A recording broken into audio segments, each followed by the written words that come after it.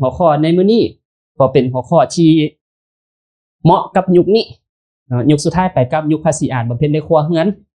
เขาบ่ได้ออกบวชบ่ได้ห่มผ้าเหลืองบ่ได้ออกไปบำเพ็ญสละบ้านสละเงินแบบนั้นเนาะดังนั้นแล้วเราก็จะได้ยินว่าบำเพ็ญในครัวเฮือนบำเพ็ญโลกครึ่งทำครึ่งเราบรรลุทำได้มันเป็นแนวใดแล้ววิธีการมันเฮ็ดแนวใดจึงจะเฮ็ดได้มื้อนี้เนาะในหัวข้อนี้จะบำเพ็ญโลกครึ่งหนึ่งทำครึ่งหนึ่งได้อย่างไรแล้วจึงจะสำเร็จได้เราจะมาศึกษาวิธีการไปนํกันดีบ่ดีเพื่อจะได้ปรับเพราะตอนนี้เฮาก็ต้องได้หาเงินหาทองแม่นบ่แม่นเฮาก็ยังต้องได้เลี้ยงดูพ่อแม่ครอบครัวเลี้ยงตัวเองแล้วก็ยังต้องบำเพ็ญอีกเฮ็ดจังไดจึงจะสำเร็จทำได้บริหารแนวใดโดยเมตตาโดยรัตนพรเตียนซื่ออาจารย์รัตนพรเตียนซื่อนี่ก็ถือว่าเพิ่นก็รับธรรมะก่อนเฮานี่แหละเฮาก็ผู้น้อยเข้ามาก็เห็นเพิ่นเป็นเจียงซื่อแล้วเนาะตอนนั้นเป็นเจียงซื่อแล้วก็ตั้งใจบำเพ็ญศึกษาธรรมะตอนนั้นเพิ่นเฮ็ดเวียกอยู่แล้วเพิ่นเฮ็ดเวียกอยู่กับรัฐบาลนี่แหละกสภายในก็ถือว่าตำแหน่งดีตำแหน่งได้เงินหลายเลยแหละสวัสดิการดีแต่สุดท้ายศึกษาธรรมะแล้วเพิ่นเข้าใจเพิ่นก็เลยว่าออกจากเวียกนั้นแล้วมาเฮ็ดธุรกิจตัวเองเนาะตอนนี้เฮ็ดธุรกิจตัวเองนำแล้วก็บำเพ็ญทำไปนำแล้วตอนนี้ก็เป็นเตียนชอนซื้อแล้วเนาะก็ถือว่าเป็นแบบอย่างที่ดีในความมุ่งมั่นตั้งใจว่าบำเพ็ญทำยุคนี้ก็หาเงินได้บำเพ็ญทำได้บรรลุทำได้คือกันเพิ่นกำลังเดินตามแบบนี้ให้เฮาได้ปฏิบัติอยู่ดังนั้นเดี๋ยวเฮาจะมาตั้งใจฟังเตียนซื้อในหัวข้อนี้ไปนำกันดีบ่ดีเดี๋ยวผู้น้อยจะเป็นตัวแทนอาวุโสทุกท่านเฮียนเชิญรัตนพรเตียนซื้อเมื่อผู้น้อยเฮียนเชิญแล้วเนาะเพิ่นก็จะมาโค้งคำนับขออนุญาตซื้อที่3คำนับตอนนั้นเฮาจะยืนแล้วยืนด้วยความเคารพหลังจากเพิ่นหันหน้ามาเฮาก็ทักทายพร้อมกันว่าเอาเป็นภาษาจีนกันละกันเนาะเป็นเตียนชวนซื่อฮาวแล้วหลังจากนั้นเพิ่นเฮียนเชิญเฮานั่งลงเฮาก็บอกว่าขอบใจเนาะว่าเป็นภาษาจีนเสี่ยเสี่ยเตียนชวนซื่อฉือเปยแปลว่าขอบใจอาจารย์ได้ทอดเบิกธรรมเมตตาเนาะเดี๋ยวผู้น้อยก็จะให้สัญญาณเราค่อยเว้าตามผู้น้อยก็ได้เนาะสำหรับคนใหม่แล้วเดี๋ยวผู้น้อยจะเป็นตัวแทนเฮียนเชิญทุกท่านยืนขึ้น恭喜เตียนชวนซื่อฉือเปยเดี๋ยวพร้อมกับทักทายเตียนชวนซื่อฮาว师好，各位讲师好，各位贤贤好，请坐。谢谢点传师谢谢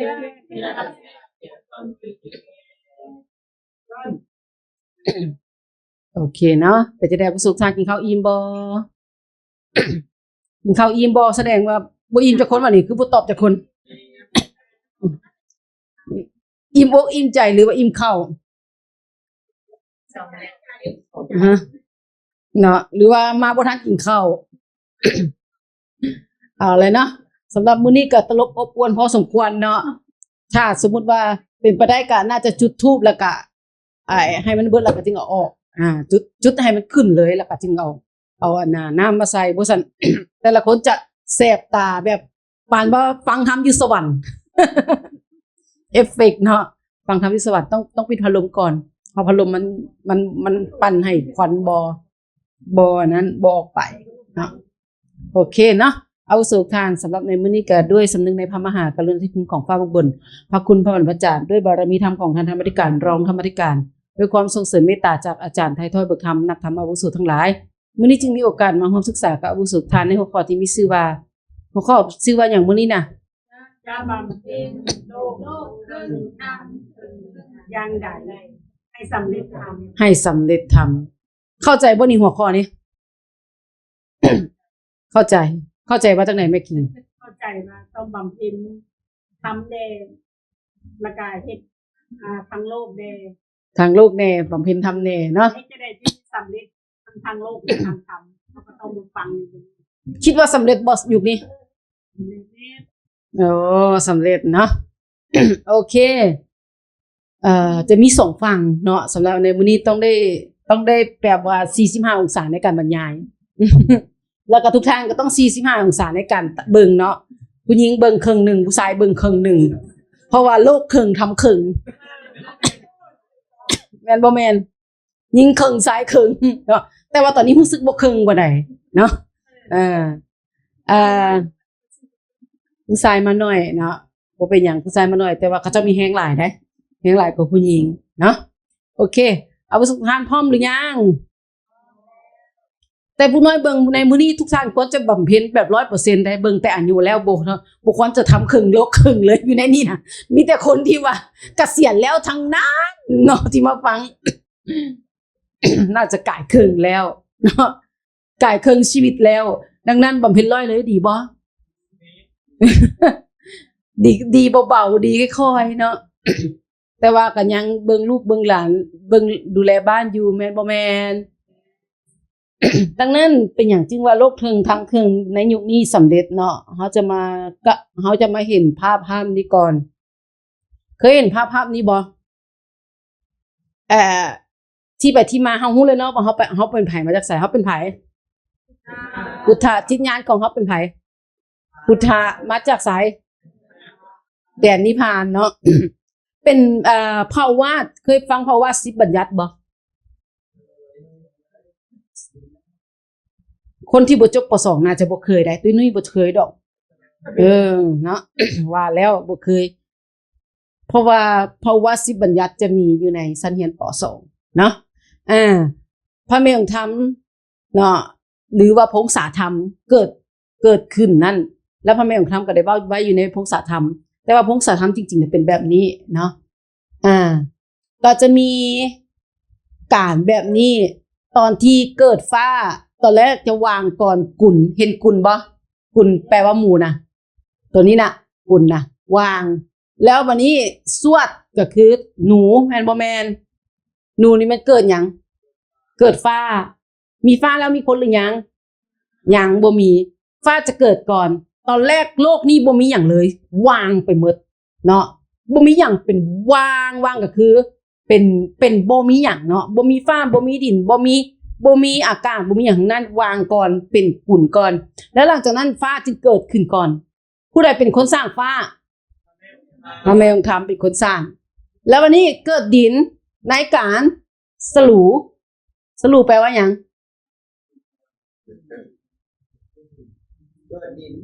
สลูแล้วก็เกิดดินเกิดขึ้นต่อมาขานไม่หยังขานไม่หยังบ่เป็นแมวเด้เสือเนาะขานเป็นเสือดังนั้นเขาเกิดอยู่ในช่วงใดคนเกิดอยู่ในช่วงใด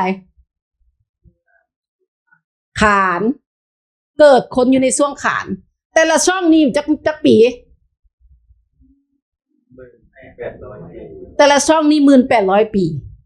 ฟ้าเกิด 1,800 ปีดินเกิด 1,800 ปีคนเกิดก็คือช่องหนึ่ง 1,800 ปีต่อมาก็คือเทาะบัดนี้เกิดคนแล้วเริ่มพัฒนาแล้วเริ่มเป็นยุคหินที่ตอนแรกบ่มีหยังเข้าใจบ่บ่มีเสื้อผ้าใส่บ่มีเครื่องนุ่งห่มเกิดมาอย่างต่างเอาใบไม้มาปกกายอย่างต่างเอิ้นว่ายุคพัฒนาเนาะยุคพัฒนาเริ่มจากเทาะมาโลงมาเสงเทาะมาโลงมาเสง 30,000 กว่าปี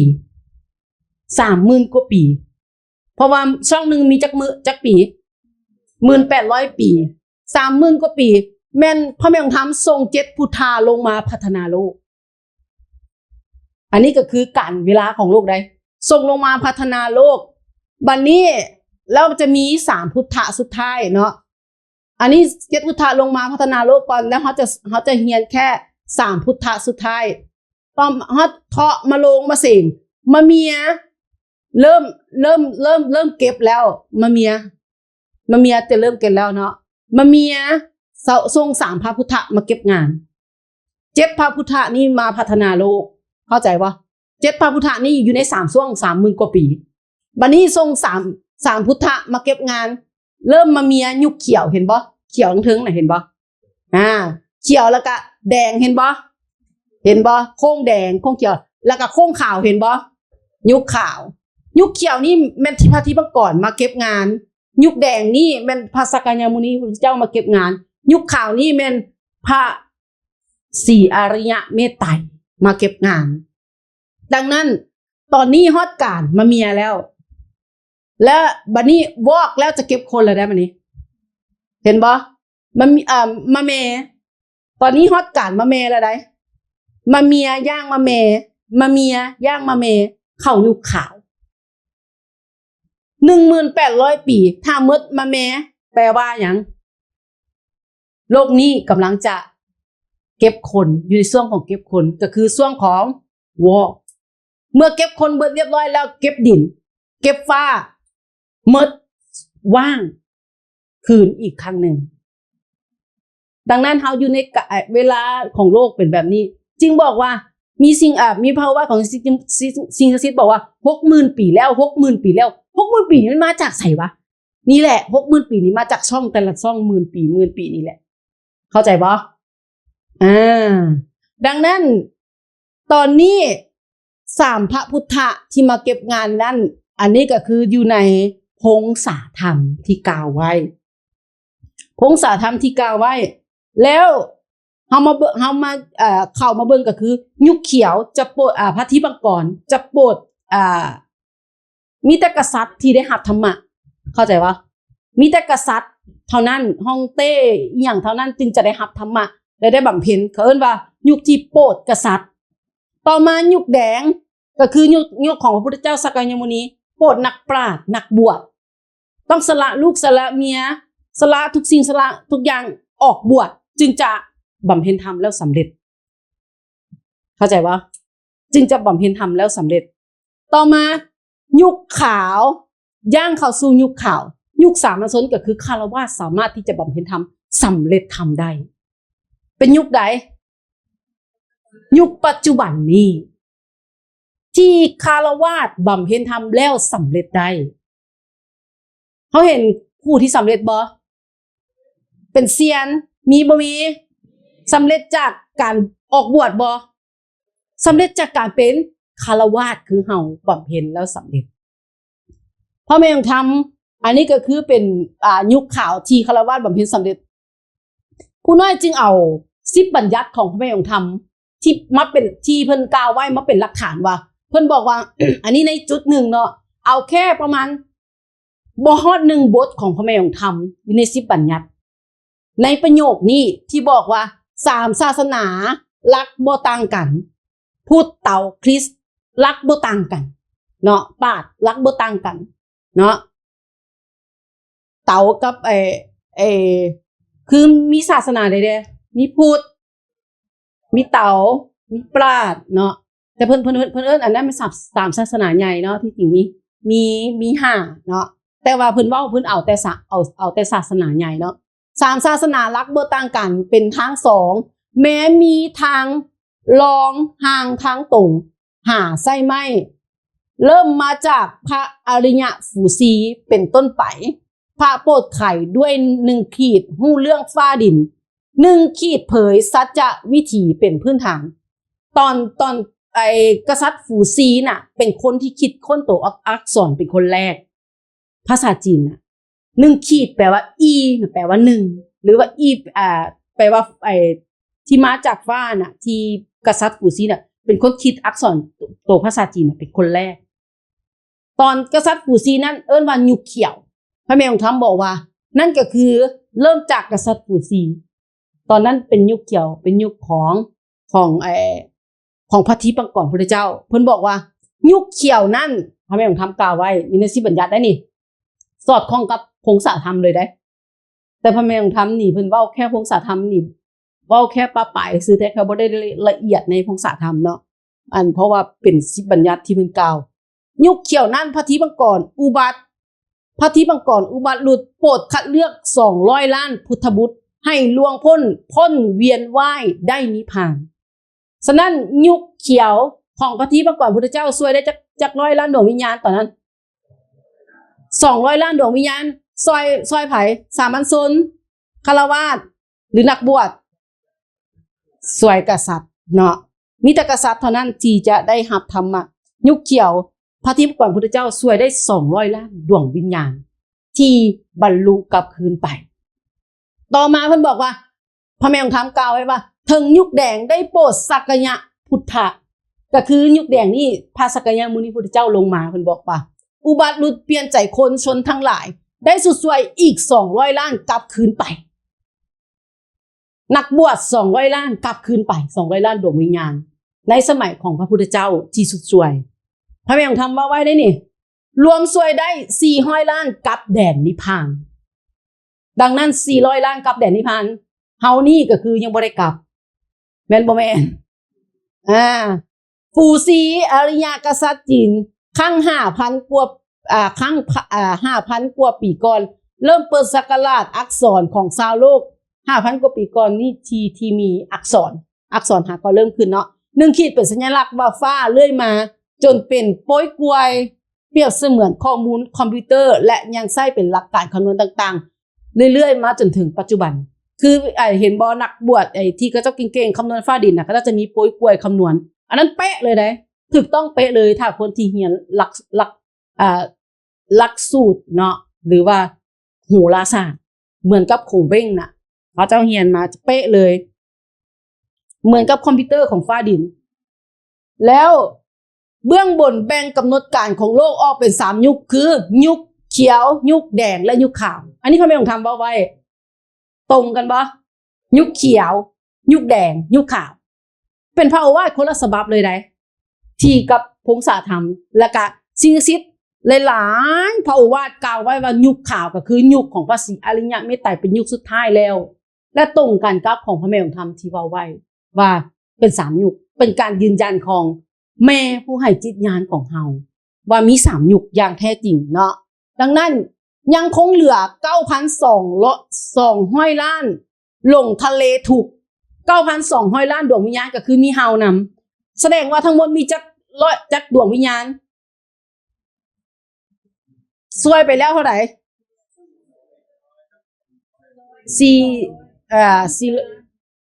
9,600 ล้านดวงวิญญาณทั้งหมดมี 9,600 ล้านถึกซวยไปแล้วเท่าไหร่400 ล้านเหลือ 9,200 ล้านต้องซวยให้หมดอยู่ในยุคข่าวก็คือยุคเฮาแม่นบ่แม่นดังนั้น ยังเหลือ 9,200 ล้านลงทะเลทุกขณะนี้ยุคภาษีอ่านธรรมการยุคเขาบัญชาจึงบัญชาให้เทียนหยางก็คือเทียนหยางนั้นไผพระอาจารย์ซ้ายของเฮาเนาะ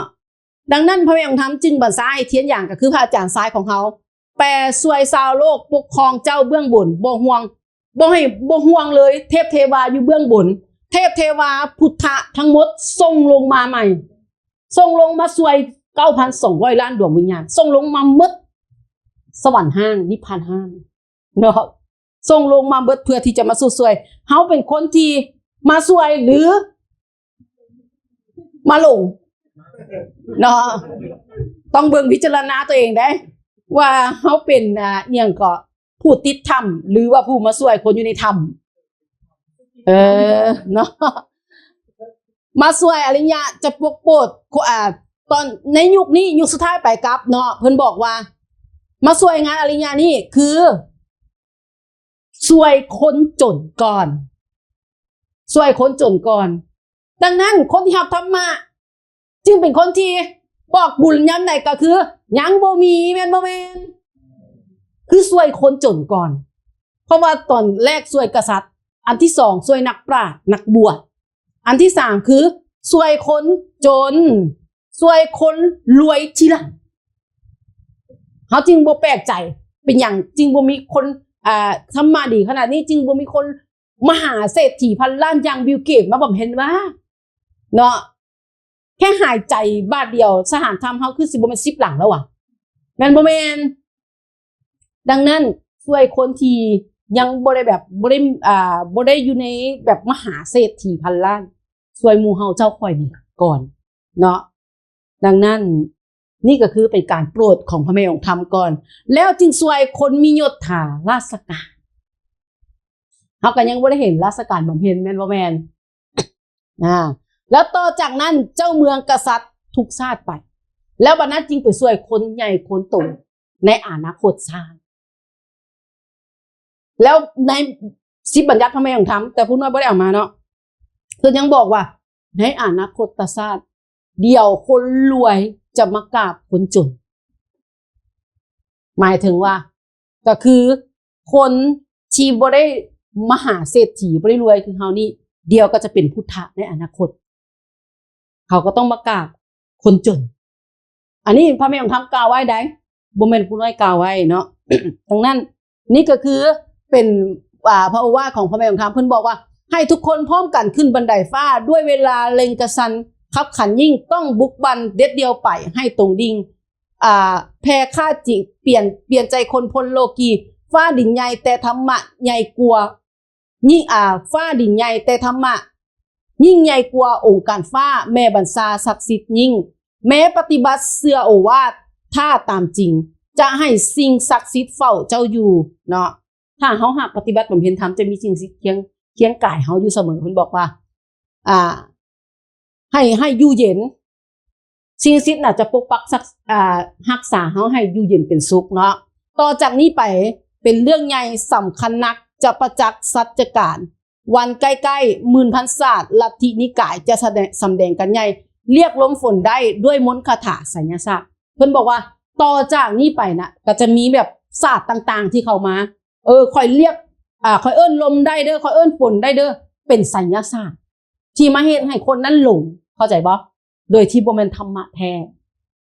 อันนั้นก็จะมีมาอีกเขาเอิ้นว่าหมื่นศาสตร์เดี๋ยวเตรียมฟังเนาะอยู่ในบทเรียนต่อไปสำหรับคนที่นั้นดังนั้นอันนี้ผู้น้อยหยิบยกมาบางประเด็นเท่านั้นจริงเป็นเพราะว่าของพ่อแม่ทำที่ยืนยันว่ายุคข่าวมีจริงบำเพ็ญสำเร็จจริงก็คือบำเพ็ญแบบคฤหัสถ์สามารถที่จะสำเร็จทำได้บ่จำเป็นต้องสละทุกสิ่งทุกอย่างออกบวชก็สามารถที่จะสำเร็จทำได้อยู่ที่ไต้หวันนี้ก็คือนักธุรกิจเจ้าของโรงจักรโรงงานเจ้าของธุรกิจทั้งนั้นมาบำเพ็ญธรรมแล้วสำเร็จเขาเวลาได้บำเพ็ญธรรมเนาะตอนแรงมีหมิ่นจะปานแบบนี้แหละเขาเจ้าเลิกเวียกเลิกการเลิกงานแล้วเขาก็มาฟังสั้นเฮียนตั้งมา7 โมงกลางคืน8-9 โมงเขาก็กลับไปฟังสั้นเฮียนแค่2 ชั่วโมงวันเสาร์อาทิตย์เขาพักเขาก็ไปปฏิบัติบำเพ็ญธรรมก็เท่านั้นก็สำเร็จธรรมเนาะดังนั้นวิธีการบำเพ็ญของเฮาได้เป็นแบบใดนะวิธีการบำเพ็ญของเฮาเป็นแบบใดบัดนี้นะเมื่อเฮาได้ฟังแล้วว่ายุคนี้เป็นยุคขาวแมนบ่แมนยุคขาวนี่คฤหัสถ์สามารถที่จะบำเพ็ญสำเร็จได้ดังนั้นบำเพ็ญโลกครึ่งทำครึ่งสำเร็จบ่วันจันทร์หาวันศุกร์ก็เจ้าก็ให้เฮาเฮ็ดเวียกแม่นบ่แม่นเฮาบ่ได้จัดงานธรรมะใส่วันจันทร์หาวันศุกร์ถือบ่ถือหมายถึงว่าเวลาของราชการสมมุติว่าคือตอนแลงแบบนี้ก็คือเป็นตอนเลิกเวียกแล้วแม่นบ่แม่นบ่ได้เบียดเบียนเวลางานของทุกทางคือเฮาเลิกเวียก 4 โมงจะเข้าเวียก 8 โมงเลิกเวียก 4 โมงหรือเลิกเวียก 5 โมงสำหรับที่บ่แม่นราชการเนาะหลังจากนั้นก็เป็นเวลาว่างของเฮาที่บ่แม่นเวลาที่เฮาเฮ็ดเวียกเฮาก็สามารถที่จะมาทำงานธรรมะได้มาฟังธรรมะได้แม่นบ่นั่นก็คือวันจันทร์วันศุกร์ก็คือส่วนหลายเฮาก็เฮ็ดเวียกอยู่แล้วแล้ววันเสาร์วันอาทิตย์ก็คือเป็นเวลาพักก็บ่ได้เบียดเบียนเวลาของทุกทานที่มาบำเพ็ญกับปฏิบัติบำเพ็ญธรรมแบบนี้เรื่อยๆไปตั้งแต่หับธรรมะจนกระทั่งปิดฝาโลงก็สามารถที่จะสำเร็จทำได้จริงบอกว่าแต่ว่าที่เฮาบ่ไปสถานธรรมนี้ย้อนหยังก็บ่ฮู้คือกันวันเสาร์วันอาทิตย์คนที่เฮ็ดเวียกแล้วงงคือกันเป็นหยังบ่ค่อยมักไปสถานธรรมทั้งที่มีเวลาว่างแสดงว่าเฮาโลก80ทำสาวแม่นบ่แม่น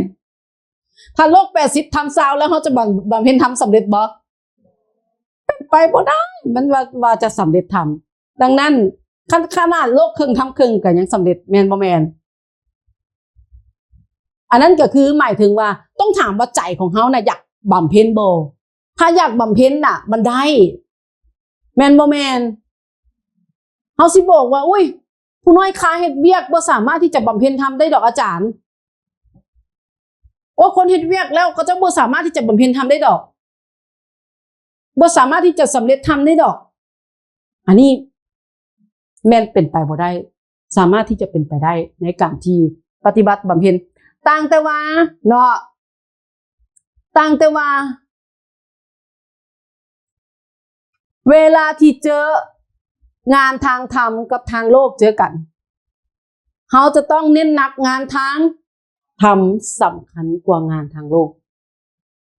ในกรณีที่เจอกันมีบ่มี มันต้องมีอยู่แล้วเนาะเพราะมันเป็นการทดสอบงานทางธรรมกับงานทางโลกต่ำกันนี่มีอยู่แล้ว ดังนั้นถ้าเขาอยากบำเพ็ญธรรมให้สำเร็จจะต้องเห็นงานทางสำคัญกว่างานทางโลกถ้าเขาเห็นงานทางโลกสำคัญกว่างานทางธรรมเมื่อใดก็แสดงว่าจิตใจของเจ้าก็คือไปทางโลกแล้วเจ้าบ่ได้สำคัญกับทางธรรมเจ้าบ่ได้สำคัญกับจิตญาณเจ้าบ่ได้แบบอยากบำเพ็ญเมื่อเจ้าบ่ได้อยากบำเพ็ญก็แน่นอนอยู่แล้วผลลัพธ์ของเจ้าก็จะบ่สำเร็จธรรมแม่นบ่แม่นแล้วเจ้าก็ต้องเป็นเศษวิญญาณที่จะต้องเวียนว่ายตายเกิดอีกต่อไปแล้วเจ้าก็บ่สามารถที่จะหลุดพ้นจากการเวียนว่ายตายเกิดได้บ่สามารถที่จะสำเร็จธรรมได้ดังนั้น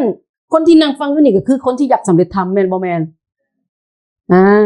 แต่ว่าเฮาสามารถที่จะเฮ็ดได้คันเฮาอยากบำเพ็ญมันบ่เหนือบากกว่าแฮงของเฮาในการปฏิบัติบำเพ็ญธรรมเนาะดังนั้นเลี้ยงลูกเลี้ยงหลานเนาะตุขิงหรือว่าไผ่หลายคนก็เลี้ยงได้วันจันทร์ถึงวันศุกร์ก็เลี้ยงได้เสาร์อาทิตย์ก็ให้แม่เขาเลี้ยงแม่นบ่แม่นบ่แม่นเฮาสิเลี้ยงตลอดเนาะ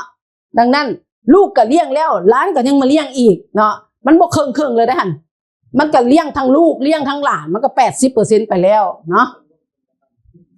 ดังนั้นและสำคัญที่สุดก็คือ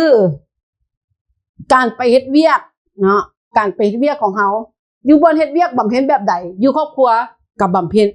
อยู่ครอบครัวบำเพ็ญแบบใดอยู่บนเฮ็ดเวียกบำเพ็ญได้บ่ได้บ่แม่นวันเสาร์วันอาทิตย์ก็คือ2มื้อแม่นบ่แม่นบางทีวันจันทร์วันศุกร์บ่มีงานทำมาเฮาก็บ่ได้มาสถานธรรมแม่นบ่แม่นดังนั้นมันจึงบ่50-50ไงมันจึงบ่ครึ่งเฮาสามารถที่จะเอาธรรมะนี้ไปใช้ในไปบำเพ็ญในการที่ว่าเฮาไปเฮ็ดเวียกหรืออยู่กับครอบครัวได้บ่ได้เฮาเคยเอาไปใช้บ่คนที่เฮ็ดเวียกทั้งหลายเคยเอาไปใช้บ่เฮาใช้แบบใดแล้วคนที่อยู่กับครอบครัวเด้ใช้แบบใดได้เอาธรรมะไปใช้บ่ฮะมีแต่ฟังปานนี้ไปเฮ็ดเวียก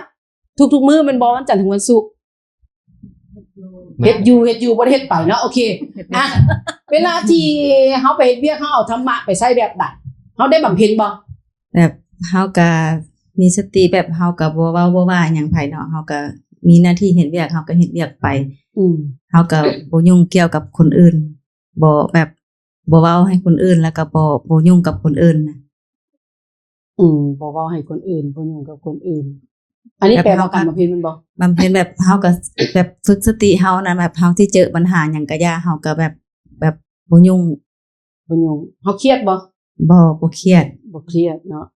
โอเคตบมือให้กับปานนี้เลยเนาะเฮาคนที่ไปเฮ็ดเวียกได้ใช้ธรรมะหยังในการบำเพ็ญตรงนี้เราต้องถามคนเฮ็ดเวียกเลยเนาะโดยสำหรับผู้น้อยเนาะที่ว่าฝึกเป็นประจำทุกมื้อก่อนจะเริ่มเวียกแม่นผู้น้อยจะฝึกใช้แต่ละอยู่กับตัวเองก่อน5นาทีเพื่อรวมสติแบบคือว่าอะไรเนาะไปรถติดอย่างในฮอดบอลปึ๊บผู้น้อยจะฝึกแต่ละก่อน5นาทีเมื่อมันแบบว่ามีสติสมาธิกลับมาปัญญาก็จะเกิดก็จะแบบเฮ็ดกิจการงานอะไรก็เราจะแบบว่าไปตามจะมีให้เรามีสติสมาธิในการมุ่งเน้นที่ว่าจะเฮ็ดหน้างานนั้นตั้งแต่เริ่มต้นจนจบนอกจากนั้นแล้วก็คือว่าเฮ็ดเวียกมันก็จะมีหลายกลุ่มหลายแผนกมันก็จะมีว่ามีการพัวพันน้ำหลายหน่วยงานอย่างต่างๆมันก็จะมีกระทบกระทั่งประชุมอย่างกันแน่ผู้น้อยก็ฝึกใช้แต่ละคือกันได้คือกันเพื่อว่าบ่ให้เวลาแบบได้ยินคำนินทาหรือว่าคำคอมเมนต์อย่างต่างๆมาเฮาจึงบ่ไปฮ้อนกับสิ่งที่มากระทบหันแต่นอกจากนั้นเฮาก็ยังว่าสร้างคุณสัมพันธ์กับเพื่อนร่วมงานเนาะบ่อยู่ใกล้ๆอ้อมข้างเคียงบ่ว่าจะเป็นการว่าอันใดที่เฮาสามารถช่วยเหลืออย่างกันได้ก็สามารถแบ่งปันช่วยเหลือกันได้บ่ว่าจะเป็นการว่าเห็นอะไรมันหกบอกบางตัวเฮ็ดเวียกหัวหน้ามันหกก็จัดเอกสารหรือว่าจัดให้มันเป็นระเบียบเรียบร้อยหรือว่าถ้าเฮาเลี้ยวในหน้าเวียกของเฮาต่างๆแล้วสิเนาะเฮามีเวลาเหลือในหน้าเวียกกันแล้วก็สามารถที่จะไปช่วยเวียกของคนอื่นที่ว่าเห็นกับเจ้าอยู่อันนี้ก็ได้อันนี้ก็เป็นสิ่งที่ว่าผู้น้อยไปนำใส่หั่นแต่ที่สำคัญแล้วแม่นพยายามว่าบ่ใส่อารมณ์ร้อนแล้วก็บ่ใส่คำหยาบอีกต่างๆอีกอย่างเขาเจ้าก็ฮู้ได้เนาะว่าผู้น้อยเป็นคนที่ว่ากินเจแล้วก็บ่กินแอลกอฮอล์เสียนะเขาเจ้าก็สิคิดเป็นคนที่แบบบ่เฮ็ด ท่าทีที่แบบว่าโมโหโทโสเสียนะเดี๋ยวเขาเชื่อกินแต่เจได้ชื่อแต่ปากบ่เจอย่างยังเป็นไอ้ห้าที่อยู่นะมันก็สิแบบขัดแย้งกับสิ่งที่เฮาเฮ็ดอยู่เสียนะโดยก็ประมาณนี้ที่ผู้น้อยใช้ในการเฮ็ดเวียกเฮ็ดงานเด้อ โอเคตบมือให้กับ ตรงนี้เนาะก็แปลว่าเราใช้ธรรมะบำเพ็ญแล้วบำเพ็ญในช่วงที่เฮ็ดเวียก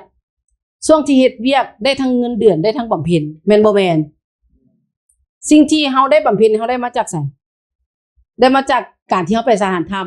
แล้วเฮาได้ไปฝึกแล้วได้ไปฟังแล้วมาฝึกบำเพ็ญชีวิตประจำวันแม่นบ่แม่นถ้าเฮาบ่ไปสถานธรรมเฮาสิได้บทเรียนเหล่านี้บ่ได้เนาะ ดังนั้นในขณะที่เราไปเฮ็ดเวียกนั่นก็คือหมายถึงว่าสมมุติว่าเจอในสิ่งที่กระทบกระแทกเนาะคำคอมเมนต์อีหยังต่างๆมันเป็นปกติของโลกเข้าใจบ่เป็นปกติของโลกต่างแต่ว่าใจของเฮานะมันจะรับได้บ่แม่นบ่แม่นเฮาก็เห็นว่าโอเคก็เจ้าอาจจะโมโหเนาะก็เจ้าอาจจะใจให้เนาะก็เจ้าอาจจะคิดแบบนั้นเรื่องเฮาผิดจริงบ่นั่นก็คือย้อนมองสองตนเอิ้นว่าเฮาบำบ่แม่นอีหยังก็ใส่มาเจ้าคือแบบนี้อุ้ยค่อยถึกนะต้องยืนอกมาเลยว่าค่อยถึกนะค่อยเป็นแบบนี้เด้ไปเถียงตอบแล้วก็ไปโมโหตอบไปใส่อารมณ์ใส่นั่นเอิ้นว่าบำเพ็ญบ่ต้องเว้าด้วยเหตุและผลเนาะต้องเว้าด้วยเหตุและผลจึงเอิ้นว่าบำเพ็ญสั่นก็บ่ต่างหยังกับแม่ค้าปากตลาดถึกบ่ถึกเขาก็บ่ได้เอิ้นว่าบำเพ็ญนั่นเอิ้นว่าหยังว่าโอ้พอเห็นเจ้าเอิ้นบอกว่าอารมณ์ขึ้นแล้วได้หั่นแม่นบ่แม่นเมื่อเจ้าสิอารมณ์ขึ้นเจ้าสิถึกเจ้าก็ยังผิดอยู่ในสายตาของคนอื่นอยู่ดีแม่นบ่แม่นแสดงว่าเจ้าบ่สามารถที่จะควบคุมอารมณ์ของเจ้าได้การบำเพ็ญก็คือการควบคุมความคิดการบำเพ็ญคือการควบคุมความคิดตอนนี้น่ะบางทีเขาเจ้าด่ามาคันเฮาแค่คิดแบบนี้เด้อนั่นแสดงว่าเฮาถึงแม้ว่าอารมณ์ของเฮาบ่ออกใจของปากของเฮาบ่ไปนั่นก็คือเฮาบำเพ็ญบ่ทันได้ดีเทื่อถ้ายังมีความคิดที่โมโหหรือใจห้ายอยู่อันนั้นก็เลือกเข้าไปอีกได้แต่คนส่วนหลายก็คือพ่องออกมาเลยจริงยังขาดอยู่เอิ้นว่าบ่ได้ใช้การบำเพ็ญเข้าไปในชีวิตประจำวันถ้าเขาจะมาบำเพ็ญแต่อยู่ศาลทำเสาร์อาทิตย์นี้คงจะบ่มันครึ่งแล้วแม่นบ่แม่นดังนั้นแต่ละคนที่ไปเฮ็ดเวียกเฮ็ดการเฮ็ดงานเลี้ยงลูกเลี้ยงหลานอยู่บ้านไปส่วนคนรับธรรมะหรือไปเว้ากับไผแบบใดอยู่ไสเนาะธุรกิจใดหน้างานใดที่เฮาเฮ็ดน่ะเวลาที่เฮาเจอสิ่งกระทบมาเฮาต้องใจในการพิจารณาในสิ่งนั้นเฮาเป็นคนบำเขาบ่แม่นคนบำถ้าผิดกันมาก็คือเฮากับเขาก็บ่เท่ากันแสดงว่าเฮาไปสถานธรรมเฮาได้เรียนมาก็ถือว่าขาดทุนก็เจ้าบ่ได้เรียนก็เจ้าบ่ได้ขาดทุนได้เพราะเขาบ่ฮู้แม่นบ่แม่น ดังนั้นเมื่อเฮาฮู้แล้วเฮาบอกว่าโอ้ยเฮาฮู้แล้วแหละเฮาบ่ต้องไปดอกสถานธรรมเฮาฮู้แล้วแหละหลักสูตรน่ะแค่คนแค่คนด่ามาเฮาก็แค่เฮ็ดใจเย็นเฮาบำเพ็ญแบบนี้แหละค่อยสิบำเพ็ญอยู่เฮือนซื่อๆค่อยบ่ไปดอกสถานธรรมบำเพ็ญอยู่เฮือนซื่อๆบำเพ็ญน่ะบำเพ็ญอยู่ไสก็ได้บ่จำเป็นต้องไปสถานธรรมคำเว้านี้ถูกบ่ถูกแต่ว่าถามว่าเจ้าน่ะบำเพ็ญได้หรือยังแม่นบ่แม่นบำเพ็ญน่ะบำเพ็ญอยู่ไสก็ได้บ่จำเป็นต้องไปดอก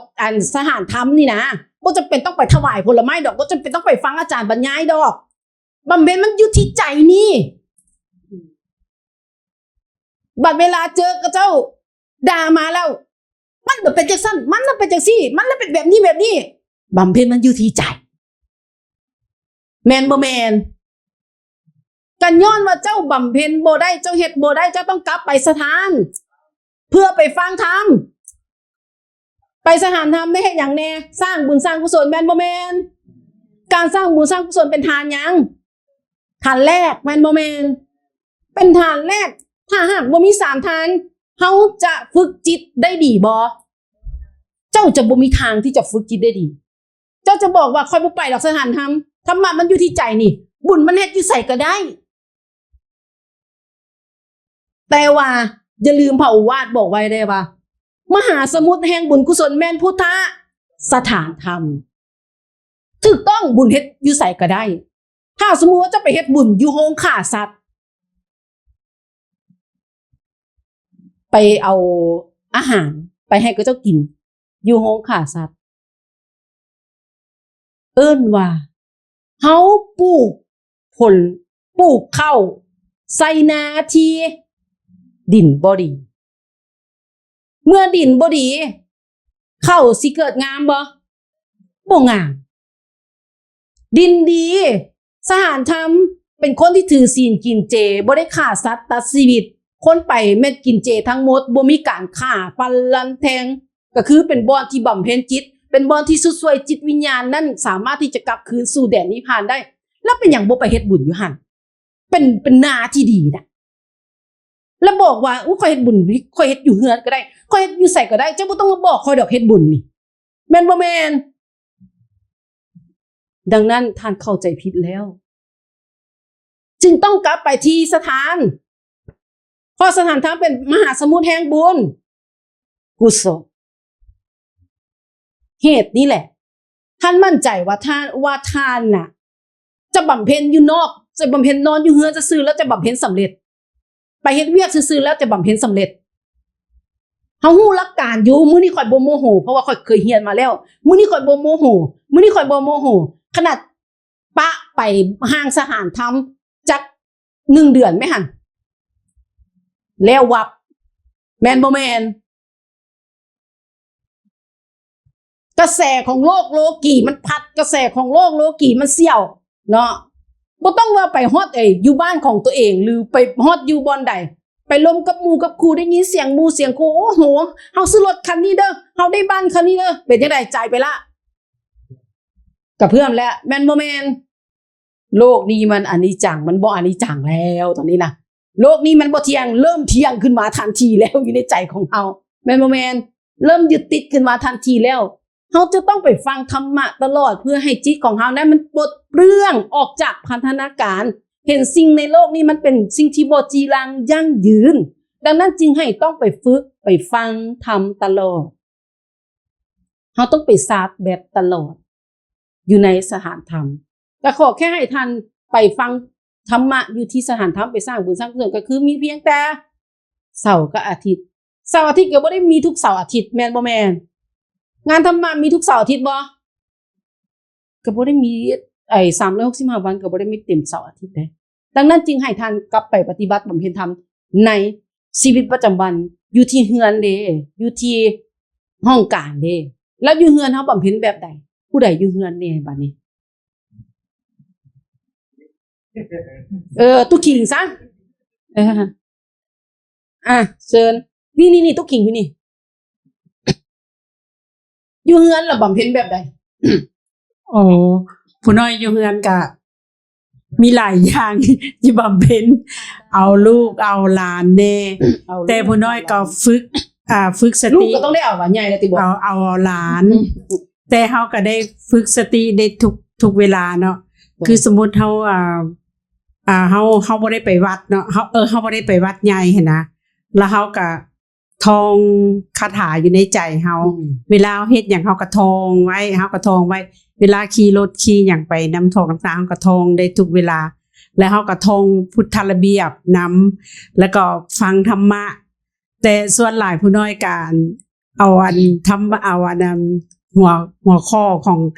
สมหวังเตียนซื่อนะมาฟังทุกมื้อเลยฟังหัวข้อผู้นั้นมาก็ฟังไปหลายๆบอนเนาะมันก็มีหลายอาจารย์มาก็ฟังไปเพราะว่าผู้น้อยหันปกติมีเวลาฟังหันย้อนว่าผู้น้อยหันเฮ็ดแจวหั่นนะแล้วก็นั่งฟังอยู่หั่นแหละฟังไปตอนนี้ก็มาทบทวนมันหลายๆอย่างแล้วก็มีธรรมะอยู่ใน TikTok หั่นนะก็มีหล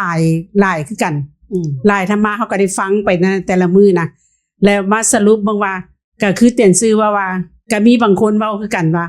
บ่ต้องไปก็ได้วัดน่ะอันวัดน่ะก็อยู่ที่ใจเฮานี่แหละเฮาเฮ็ดอยู่ไสก็ได้ถ้าเฮาคิดดีทำดีเฮ็ดอยู่ไสก็ได้ทำบุญน่ะทำอยู่ไสก็ได้ก็มีบางคนก็คือญาติธรรมเฮานี่แหละก็หายหน้าหายตาไปโดนเนาะผู้น้อยก็ผู้น้อยก็ทวนส่งนั้นส่งนี้ไปให้เบิ่งแต่เขาเจ้าก็ยังบ่ว่าดีนำเฮาอยู่เขาเจ้าก็ว่าเฮ็ดเป็นโลดเฮ็ดจังได๋ก็ได้เฮ็ดอยู่ไสก็ได้เขาเจ้าว่าสิเด้เฮาเฮ็ดดีแล้วเฮาก็ดีเพิ่นว่าแต่ผู้น้อยนี่ก็ตั้งสติอยู่ในตนเองนี่แหละคือเฮามีหน้าที่เนาะเมื่อเฮามาอยู่ในที่นี้แล้วเฮาก็มีหน้าที่ว่าคือสมมุติมีงานไปปั้นเต้าเฮาก็ต้องศึกษาแล้วเฮาก็ท่องพุทธระเบียบไว้อยู่ตลอดเพื่อบ่ให้ลืมนะผู้น้อยเฮ็ดแบบนั้นเลยทุกมื้อโดยแอลได้เฮ็ดจังได๋อันหลานก็บ่ได้สอบปานใดดอกเดียวนี้หลานก็บ่ได้สอบปานใดเพราะว่าไปโรงเรียนแล้วนั่นหลานผู้นึงก็ใหญ่ได้แล้วหั่นนะก็เลยบ่ได้สอบก็พากันท่องเอาซิมอนสอนนี่เป็นจังได๋บัดนี้ เอาว่าซิมอนบ่ได้สอบมีแต่ผู้น้อยก็ไปศึกษานำเพิ่นคือกันเพิ่นก็เป็นผู้บอกผู้ว่าก็ก่อนเขาน้อยจะเว้าได้ซ้ำนี้เนาะเป็นเอกเป็นโทได้ก็ย้อนว่าเพิ่นนั่นแหละสอนให้แล้วก็ศึกษาให้อันอาวุโสซิมอนนั่นแหละศึกษาให้เฮ็ดจังซั่นจังซี่คันเว้าบ่ถูกเพิ่นก็ให้นํอีกก็เลยว่ามีใจให้แหละเฮาใจให้บ่เพิ่นบ่ให้อั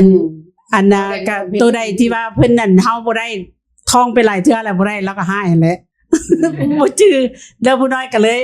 ผู้น้อยก็เลยคิดได้ว่าโอ้ยเขาก็คนเฮาก็คนเอ้าเป็นหยังเพิ่นสิบ่ได้ก็เลย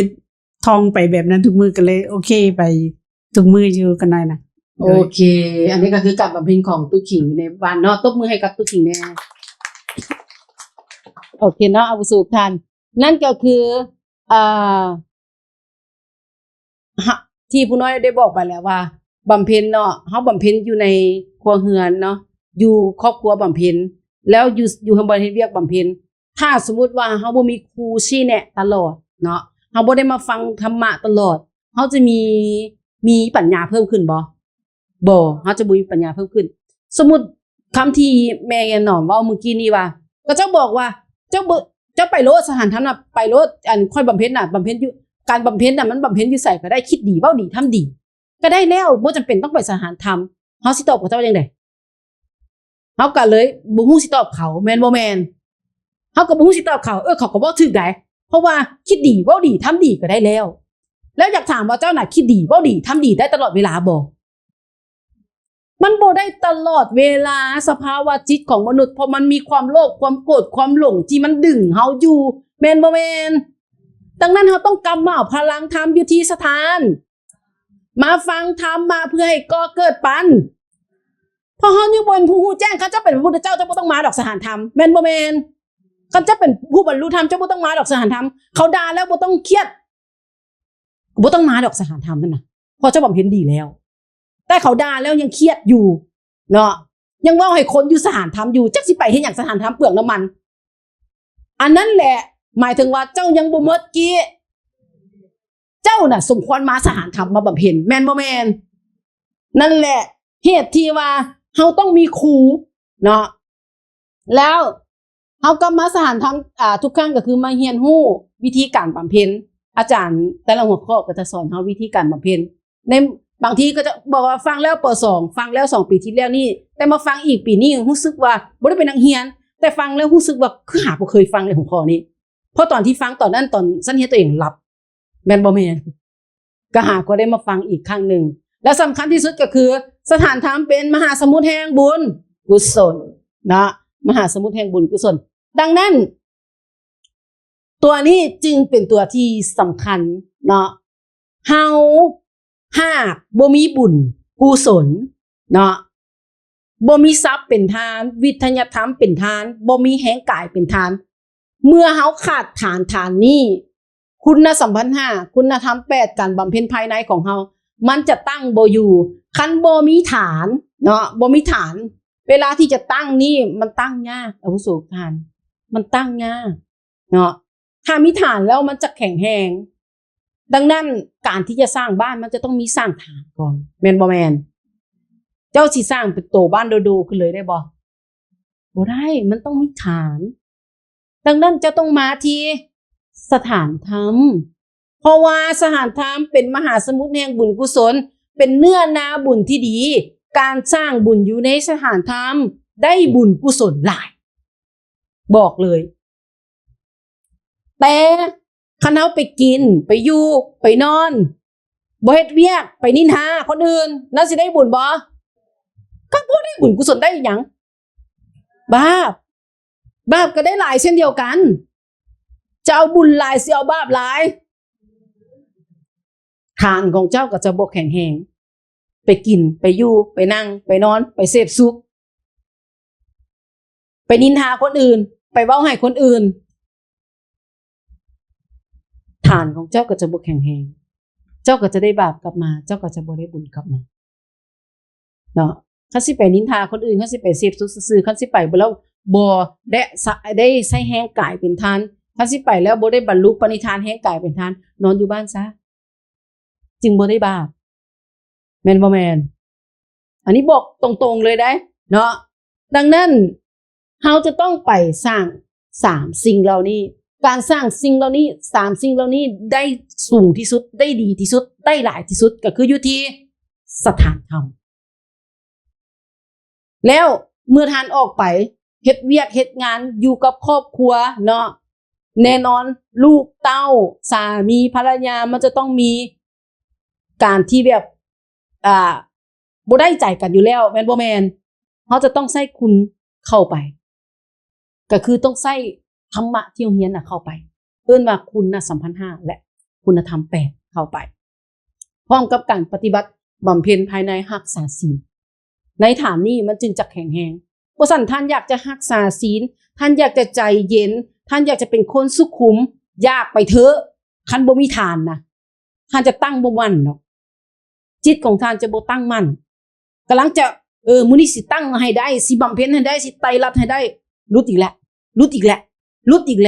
มันจะรุดอยู่ตลอดและพาให้ท่านไปในทางที่เฮ็ดบาปอยู่ตลอดเวลาเนาะท่านไถขึ้นมาน้อยนึงท่านก็ไปกับหนังแล้วเรื่องนั้นซีรีส์ตอนนี้แฮงหลายแม่นบ่แม่นติดกันอย่างงอมแงมเลยแต่ละคนเนาะดังนั้นพระโอวาทของพระอาจารย์ที่กงบอกว่ามันจะมาทางโซเชียลเนาะใส่ได้ดีก็เป็นบุญใส่บ่ได้ดีก็มารลากไปนะดังนั้นแล้วถ้าทานตัวนี้ของเฮาแข็งแรงการปฏิบัติบำเพ็ญธรรมของเฮาแข็งแรงเฮาก็จะสามารถที่จะอยู่ที่จุดญาณทวารย่อนมองส่องตนได้จึงก้าวเข้าไปสู่การปฏิบัติบำเพ็ญธรรมอยู่ในชีวิตประจำวันว่าตอนนี้คนนี้กำลังด่าเฮาตอนนี้เพื่อนร่วมเฮาไปตลาดนายนี่เว้าบ่ดีกับเฮาเลยเว้าให้เฮาแบบนั้นแบบนี้เฮาก็จะโมโหใส่เขาเฮาก็จะมีความรู้สึกโมโหใส่คนนี้เฮาจะบ่มีความรู้สึกโมโหเฮาจะต้องมาย้อนมองส่องตนเบิ่งก่อนว่าเฮาผิดแท้บ่เขาเจ้าเป็นหยังมันเป็นธรรมชาติของคนพวกเขาจะบ่ได้ฝึกจิตเฮาจะย้อนมองส่องตนขึ้นมาทันทีถ้าสมมุติว่าเฮาบ่มีฐาน2ฐานนี้แข็งแรงเฮาจะตอบโต้กลับคืนคนนั้นอย่างแน่นอนและจะหาวิธีให้ตัวเองถูกอย่างแน่นอนแสดงคันหาวิธีให้ตัวเองถูกแสดงว่าเฮาผิดแล้วเพราะฐานของเฮาบ่แข็งแรงดังนั้นถ้าทุกท่านเฮ็ดตามนี้เนาะปฏิบัติบำเพ็ญธรรมตามนี้ท่านจะอยู่ใส่ท่านก็บำเพ็ญได้สำเร็จได้ท่านจะอยู่ในสุดคารวาสบ่ต้องโกนหัวออกบวชท่านจะเป็นนักธุรกิจที่ยิ่งใหญ่ท่านก็สามารถที่จะสำเร็จทำได้เหมือนที่อยู่ไต้หวันเตียนเซินซื่อที่เป็นเซียนเนาะหลายๆท่านก็คือมีธุรกิจเนาะเจ้าของอีวาแอร์ก็เป็นเตียนเซินซื่อเคยได้ยินบ่เจ้าของอีวาแอร์เป็นเตียนเซินซื่ออีกสายหนึ่งนั่นก็คือในสมัยก่อนก็คือสร้างอย่างฮู้บ่สร้างฐานตัวนี้มาดีสร้างมาหลายภพหลายชาติเด้ฐานตัวนี้น่ะ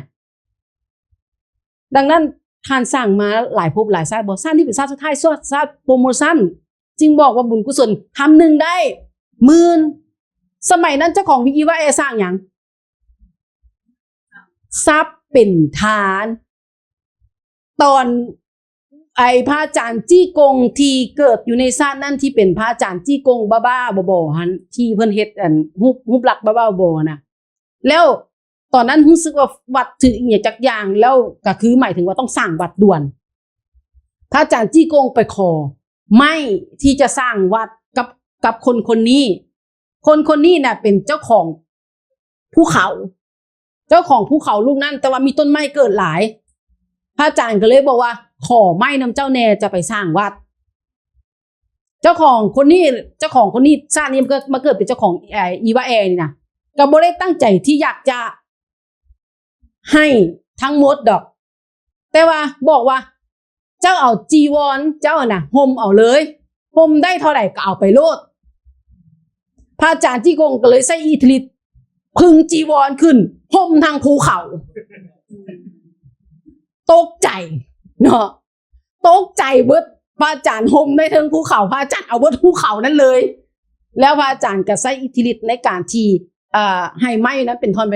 แล้วก็เฮ็ดเป็นสร้างไปโผล่ขึ้นอยู่ที่วัดลินอินซื่ออยู่ที่ประเทศจีนปัจจุบันนี้ยังมีบ่อสร้างตัวนั้นอยู่สามารถที่จะไปเบิ่งได้เนาะบ่อสร้างตัวนั้นยังมีไม้ลำสุดท้ายที่ขึ้นมาบ่ได้ยังมีไม้นั้นคาอยู่ไม้ลำสุดท้ายนั้นก็จะบอกว่าพอแล้วเนาะอยู่ในประวัติพอแล้วกำลังจะขึ้นมาก็เลยบ่ได้ขึ้นมาเนาะแล้วมีไม้หลายๆท่อนไปสร้างอยู่วัดลินอินซื่อวัดนั้นจริงมีชื่อว่าวัดลินอินซื่อเป็นวัดของพระอาจารย์ดังนั้นวัดตัวนั้นก็จึงสร้างด้วยไม้ของพระอาจารย์ที่กงที่ไปขอมาขอกับคนนั่นก็คือเป็นเจ้าของภูเขานั่นปัจจุบันนี้มาเกิดเป็นเจ้าของอีวาแอแล้วก็ได้รับธรรมะอีกเพราะว่ามีบุญสัมพันธ์กับพระอาจารย์จิกงและก็ได้เป็นเตียนสวนซื่ออีกปัจจุบันนี้เนาะดังนั้นนั่นก็คือเอิ้นว่าทรัพย์เป็นฐานสร้างมาดีเนาะฐานสร้างมาดีจึงจะสามารถที่จะบำเพ็ญกลับคืนไปได้ดังนั้นสรุปแล้วการบำเพ็ญเนาะอยู่ในภาพของคฤหัสถ์สามารถที่จะกลับคืนเบื้องบนได้สามารถสำเร็จทำได้เนาะอยู่เฮือนสามารถที่เพราะว่ายุคนี้เป็นยุคที่ว่าพระแม่ของทำปกโปดแล้วก็คือบำเพ็ญในครัวเฮือนแม่นบ่แม่นแต่งงานเป็นสามีภรรยาก็สามารถที่จะสำเร็จทำได้เช่นเดียวกันเตียนซื่อผู้สำเร็จทำหลายๆคนอยู่ในที่ไต้หวันเป็นเซียนแต่ละเซียนก็แต่ละหานส่วนหลายก็มีครอบครัวทั้งนั้นแต่แค่ตอนรับตำแหน่งเตียนซื่อแล้วก็คือบ่ได้ให้เลิกกับสามีภรรยาบ่ได้ให้หย่าแต่แค่ให้แยกกันห้องนอนเท่านั้นถ้ารับตำแหน่งเป็นเตียนซื่อเนาะเพราะเป็นเตียนซื่อต้องฝึกไปอีกขั้นหนึ่ง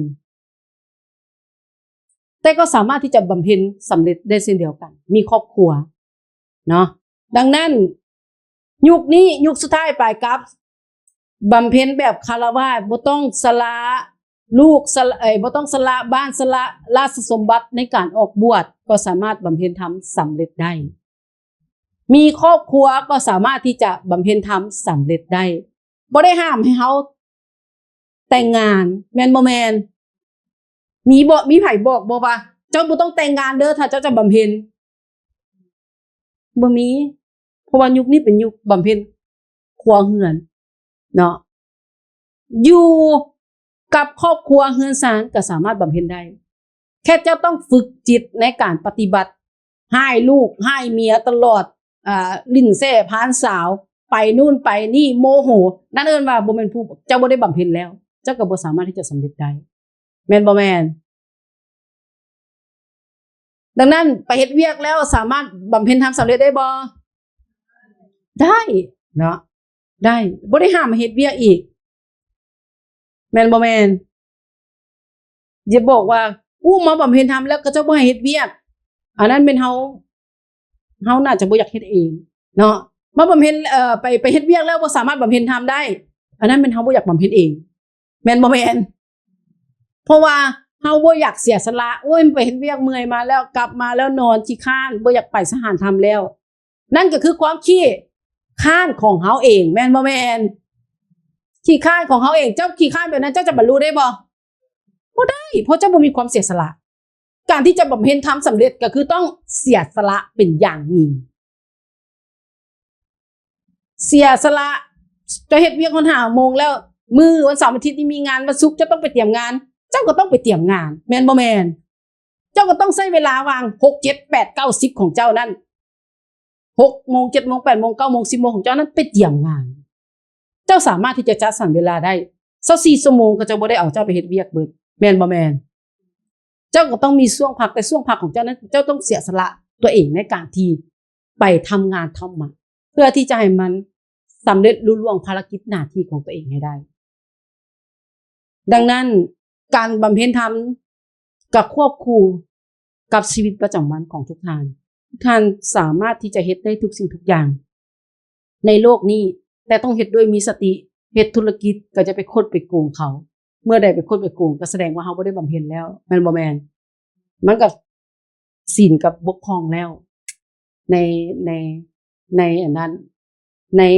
การบำเพ็ญธรรมอยู่ในขั้นกลางกับบกพร่องไปเรียบร้อยแล้วก็แสดงว่าเฮาบ่ได้บำเพ็ญคันเฮาบำเพ็ญเฮาก็สำเร็จเนาะดังนั้นพอเข้าใจบ่ประสบทานเข้าใจเนาะพอมีคำถามหยังบ่สำหรับคนที่อีก5 นาทีเนาะสำหรับคนที่เฮ็ดเวียกแล้วอยากถามเนาะคนที่เฮ็ดเวียกแล้วอยากถามว่าแววอยากถามบ่โอ้ผู้น้อยเฮ็ดเวียกแบบนี้ผู้น้อยจะบำเพ็ญธรรมแล้วสำเร็จบ่ผู้น้อยเฮ็ดเวียกแล้วผู้น้อยบ่สามารถที่จะไปงานธรรมะได้อีหลีผู้น้อยบ่สามารถที่จะเคลียร์ได้อีหลีประมาณนี้น่ะมันมีบ่ถามเนาะอลังเด้เป็นจังไดคือว่าเฮ็ดเวียกแล้วบ่ค่อยเห็นหน้าไปสถานธรรมเว้ย อันส่วนที่เหลือแม่นขี้ค้านแม่นบ่ต้องบอกตรงๆได้ว่าเฮาขี้ค้านไปปฏิบัติบำเพ็ญธรรมถ้าเฮาขี้ค้านเฮาก็จะบ่มีบุญกุศลเนาะเมื่อใดที่เฮามันไปสถานธรรมเฮาก็จะยังมีบุญกุศลอยู่เนาะทรัพย์มันเป็นแค่ส่วนหนึ่งที่เฮาส่งไปสร้างแต่วิทยาธรรมและแห่งกายก็ยังเป็นอีกฐานแม่นบ่แม่นใช้ทรัพย์อย่างเดียวได้บ่ได้เนาะใช้ทรัพย์อย่างเดียวบ่ได้แต่ก็ต้องใช้แม่นบ่แม่นต้องใช้เช่นเดียวกันถ้าเฮ็ด3กับเฮ็ด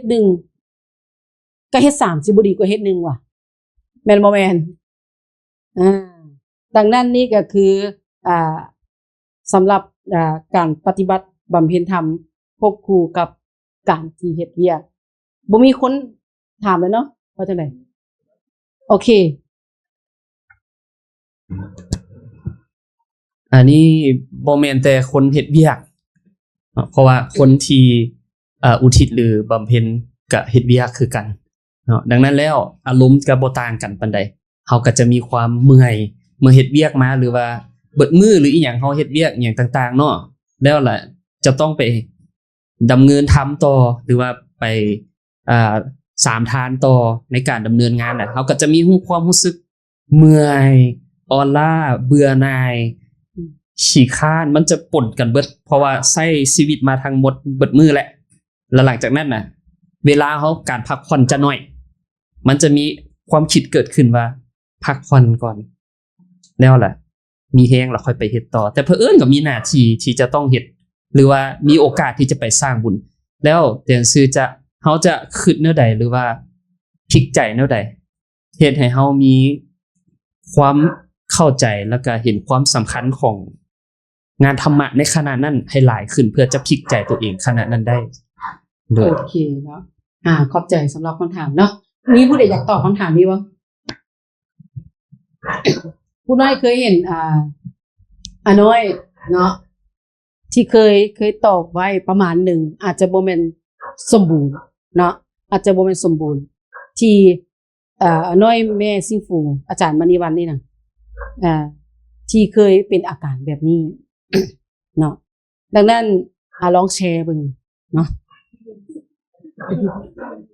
เดี๋ยวจะตอบให้เพราะว่าเฮ็ดเวียกคือกันเนาะเป็นผู้อุทิศคือกันแล้วก็หน้าที่สำหรับผู้อุทิศนี่ต้องเฮี้ยงห้องตัวเองอย่างสูงเพราะว่าเฮาโตแล้วนะตนก็คืออุทิศทางชีวิตเนาะมันจึงพิเศษกว่าคนที่บ่อุทิศโดยเนาะ สำหรับผู้น้อยเองเนาะถ้าว่ามีหน้าที่เนาะอันนี้ถ้าว่าเมื่อยบ่อยากไปแต่ว่าเฮาก็ต้องได้บอกตัวเองว่าเฮามีหน้าที่แ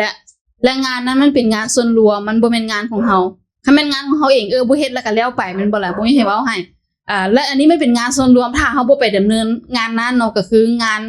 นส่วนรวมมันบ่สมบูรณ์อาจจะบ่มีให้เว้าหยังให้ดอก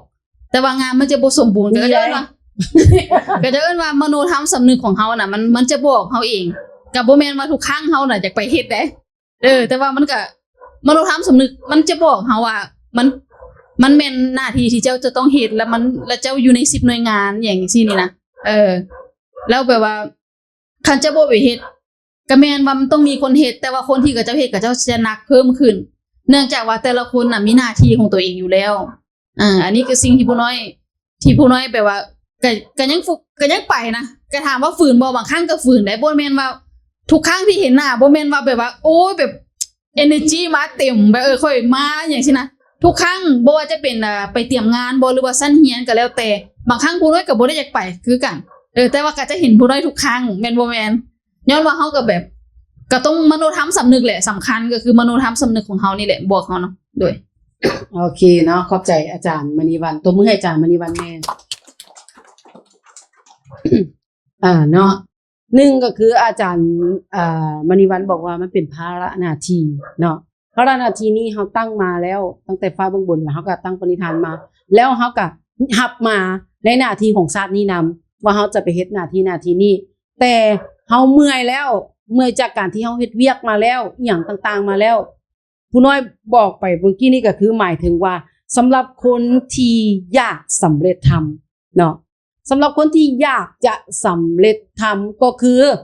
จะต้องเสียสละความเมื่อยของตัวเองเสียสละเวลาที่ตัวเองจะพักผ่อนเนาะก็แสดงว่าโลกบ่เคิง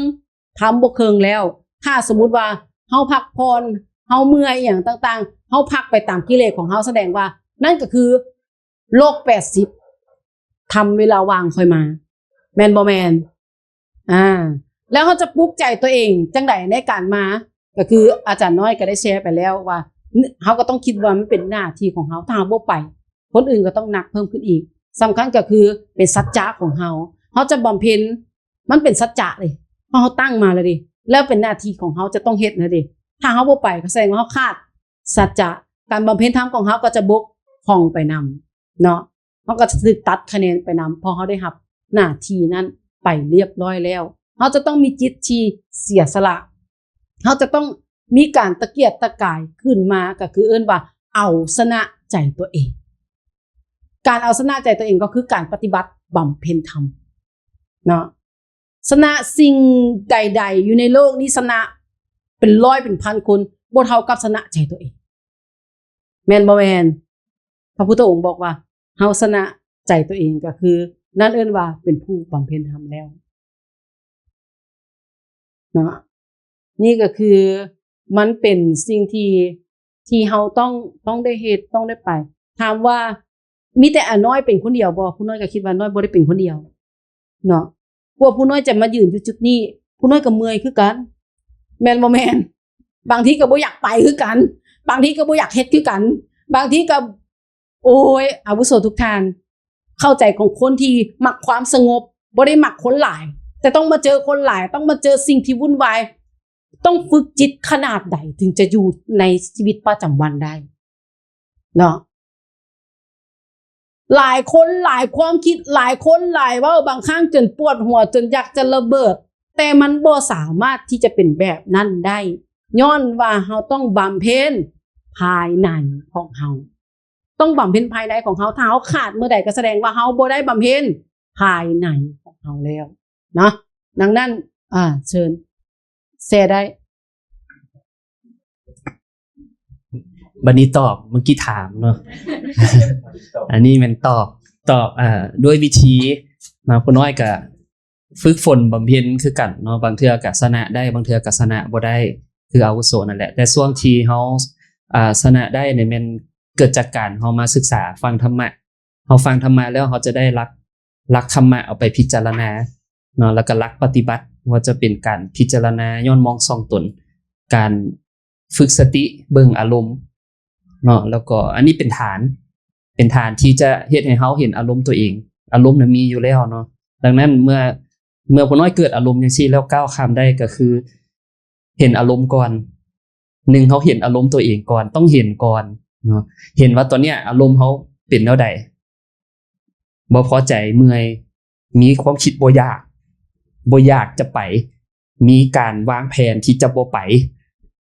แล้วหลังจากนั้นปุ๊บสติมันปุ๊ดขึ้นมามันเห็นแล้วเฮาก็ได้พิจารณาว่าบ่ได้เนาะก็คือที่อาจารย์น้อยนี้เพิ่นเว้ามาเนาะโดยภาระหน้าที่หยังต่างๆแต่เหนือไปกว่านั้นก็คือพื้นฐานก็แม่นผู้น้อยก็คือหาบรรพบุรุษแด่เนาะ1บรรพบุรุษรอท่าอยู่ถ้าเฮาไปบรรพบุรุษจะได้ไปนำสร้างบุญกุศลนำอันที่1อันที่2ก็แม่นไปแล้วก็บุญกุศลที่มีก็เสื่อมหาพ่อแม่นำนะตัวนี้หน้าที่เขาเอิ้นว่าสร้างเป้าหมายในระยะสั้น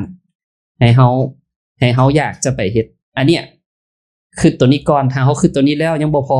ผู้น้อยก็จะคิดหาการสร้างคุณค่าก็คือการช่วยเหลือผู้อื่นเพราะว่าเฮามีเงินหลายเท่าใดก็จริงเนาะหลังจากใช้แล้วก็ความสุขของเฮาส่วนตัวมันก็เท่านั้นมันรู้สึกใช้ไปแล้วมันก็เบิดบางอิ่มนอนเสพสุขมันก็จะวางเท่านั้นแต่ว่าขึ้นไปกว่านั้นก็คืออย่างน้อยก็เฮาเคยได้รับสิ่งที่ดีก็คือฟังธรรมะแล้วเปลี่ยนแปลงตัวเองได้เฮาก็เลยว่าส่วนนี้ไปซอยเกี่ยมงานบ่หรืออีหยังบ่กับเพื่อให้ผู้ที่มีบุญสัมพันธ์ที่เขาจะได้มานั่งฟังธรรมะเขาจะได้มีโอกาสเปลี่ยนแปลงตัวเองเปลี่ยนชีวิตของตัวเองคือกับเฮาที่ได้รับผู้น้อยก็จะคิดหาตัวนี้เพื่อดันตัวเองให้ไปสร้างคุณค่าอย่างน้อยก็บ่มีไปเห็นกับบ่เป็นหยังเนาะแต่เฮารู้สึกว่ามันเป็นหน้าที่ที่เฮาต้องเฮ็ดอยู่แล้วแหละแต่ว่ามันก็มีคุณค่าที่เฮาน่ะได้ซอยจัดตั้งให้กับได้เซตตั้งได้จัดโต๊ะจัดหยังสินะให้กับว่าที่พุทธะเพิ่นมานั่งกินข้าวได้มาฟังธรรมะได้มีโอกาสได้เปลี่ยนแปลงตัวเองหรือว่ามานั่งแล้วก็ได้เสวนาธรรมได้เจอหมู่เพื่อนอีหยังจังซี่เนาะเฮากับผู้น้อยก็จะคิดหาตัวนี้เพิ่มเติมอีกในการสร้างคุณค่าในจุดเวียกที่เฮาเฮ็ดกันอยู่นะเมื่อล่าตอนใดก็คือหาสิ่งนี้มันก็จะเฮ็ดให้อารมณ์ตัวนั้นน่ะน้อยลงแล้วก็บวกกับคืออาจารย์ตุ้งนิ่งที่เว้ามาก็จะควบกับไตรลักษณ์เป็นนำในบางครั้งคันอารมณ์มันหุนแฮงหลายก็คาถาสยบซะเลยสยบมันก็จะได้ไวสยบปุ๊บสติก็จะมาพลังสติหลายขึ้นก็จะเห็นอารมณ์หลายขึ้นแล้วเฮาก็จะพิจารณาธรรมในสติปัฏฐาน4ของพระพุทธเจ้านั่นแหละก็เอาหลักธรรมที่เฮาฟังนั่นแหละมาพิจารณาแล้วก็ค่อยๆคลายหลังจากนั้นมันก็จะโล่งขึ้นเบาขึ้นเฮาก็จะเฮ็ดเวียกเฮ็ดงานด้วยความปิติปานนั้นนะแต่สุดท้ายก็ต้องได้ปรับอารมณ์ตลอดเพราะเฮายังเป็นคนอยู่บ่สามารถที่จะทันอารมณ์ได้ทุกครั้งดังนั้นก็อาจจะมีผิดพลาดแดเฮาก็ต้องยอมรับความจริงแล้วก็ก้าวเดินไปใหม่ในทุกๆครั้งแล้วโซทันโดยผู้น้อยก็ของผู้น้อยประมาณนี้โอเคตบมือให้กับอาจารย์สุริยานะโอเค มันเป็นเอาดิคิดออกที่จริงมื้อนี้น่ะก็คิดว่าจะบ่มาเนื่องจากว่าผู้ที่จริงน่ะตั้งใจมาอยู่แล้วตั้งแต่เริ่มต้นเนาะแต่ว่ามื้อนี้น่ะผู้ดีมีเวียกด่วนก็คือไปเอาเครื่องอยู่ลักโซเจ็ตอยู่บ้านเอ้ยน้อยหากะกลับมาแล้วก็บ่ได้เตรียมเครื่องอีหยังเลยแต่บัดนี้โอ้ยผู้ดีมันฮอดโมงแล้วย่าแหละบ่ไปแหละในความคิดเนาะเพราะว่าบ่ได้เตรียมเครื่องมากระบวนการแต่งกายก็ยังบ่ครบเนาะและบังเอิญว่ามีเครื่องอยู่บ้านโป้ยแล้วก็เครื่องส่วนหนึงอยู่รถก็เลยเฮ็ดให้ว่าไปซะอย่างซี่นะอยากบ่อยากคั่นแม่นแปลว่าถ้ามีก็จะมีข้ออ้างให้ตัวเองว่ามันบ่มีเครื่องนุ่งแล้วก็แบบว่ามันสิก่ายโมงแล้วอีหยังจังซี่นี่นะแต่ว่าด้วยก็คือมโนธรรมสำนึกก็ว่าแม่นแล้วก็ด้วยเฮาแบบว่าสิว่าจังได๋วะคือไปแต่ละงานเป็นอย่างมันคือบ่มีเฮาอย่างซี่นะแบบมันในความคิดนะปกติไปทุกงานมันต้องมีเฮาแล้วก็ด้วยปณิธานของตัวเองที่มีหั่นแหละก็เลยแบบว่าเอาไปอย่างซี่นะก็เฮ็ดให้ตัวเองมาอย่างซี่นะถึงว่าแบบว่าการแต่งกายอีหยังเฮายังบ่ครบก็ยาแต่แบบว่าเฮามีความตั้งใจที่แบบว่าพลิกใจตัวเองหั่นน่ะถ้าเฮาแบบว่าตามใจตัวเองไปเรื่อยๆมันยาแหละบ่ไปทั้งหน้าก่อนยังสิมีมื้อหน้าคันเฮาให้แบบเขาจะเอิ้นว่าให้อาหารของกิเลสหั่นน่ะมันก็จะมีข้ออ้างไปเรื่อยๆบ่สิ้นสุดฉะนั้นก็เลยเฮ็ดให้ว่ามื้อนี้มาอย่างซี่นะโดยโอเคเนาะสุค่ะตบมือให้กับอาจารย์มีวันนะเฮาพยายามอยากให้อาหารกิเลสทางดำลายเนาะสุทาน มื่อใดที่อันนี้มื้อนี้แม่น้อยให้อาหารกิเลสให้อาหารทางขาวเผอิญว่ามันมีนิทานหนึงก็คือมีนิทานสมมุติว่าลิงขาวกับลิงดำเนาะลิงขาวเป็นทางดีลิงดำเป็นทางที่บ่ดีแล้วความคิดของเฮามันจะแบบนี้มันจะมี2ลิงอยู่เสมอเนาะเมื่อใดที่เฮาตอบสนองให้กับกิเลสที่ไปในทางที่บ่ดีมันมีเหตุผลได้สมมุติว่าน้อยบ่มามีเหตุผลเพราะว่าเราเมื่อยแล้วเราไปเฮ็ดเวียกมาไปเฮ็ดเวียกก็คือไปหาเงินมามันเมื่อยแล้วก็อีกอย่างนึงก็คือเครื่องบ่ครบมันซัพพอร์ตทุกอย่างเพราะว่าเราหาเหตุผลมาซัพพอร์ตทุกอย่างให้มันสมบูรณ์ในความคิดของเราเฮาก็หาเหตุผลมาซัพพอร์ตทุกอย่างให้สมบูรณ์ในความคิดของเฮาแม่นบ่ปีเตอร์ที่บ่ได้มาหลายงานประมาณนั้นพอเฮาหาเหตุผลมาซัพพอร์ตให้กับลิงดิดดำของเฮาไงเนาะมันไก่สถานธรรมหลักษาเอ็ดแต่มันไก่เนาะแต่ว่าไปนับเปลี่ยนนี่ได้ไปใส่ก็ได้ขอแต่มันบ่แม่นสถานธรรมไก่ซำใดค่อยก็ไปได้ค่อยมีแรงบันดาลใจทุกอย่างนอกจากสถานธรรมหลักษาเอ็ดค่อยจะบ่ไปเพราะมันไก่แล้วก็น้ำมันแพงเนาะอันใดก็ตีเบิดเมื่อใดที่มันเป็นสถานธรรมถ้าบ่เป็นสถานธรรมแล้วมันจะกระตือรือร้นขึ้นมาไปไก่ซำใดค่อยจะตื่นเศร้าขึ้นมาทันทีแม่นบ่แม่นแววเมื่อใดที่มีตารางไปเล่นไปนู่นไปนี่ไปนั่นเจ้าจะรู้สึกโตทันทีนั่นก็คืออะดรีนาลีนของเจ้าจะดีดโตขึ้นมาทันทีแต่ไปสถานธรรมของเจ้าจะแฟบมาทันทีเนาะดังนั้นนี่ก็คือเฮาป้อนอาหารให้กับกิเลสฝ่ายดำของเฮา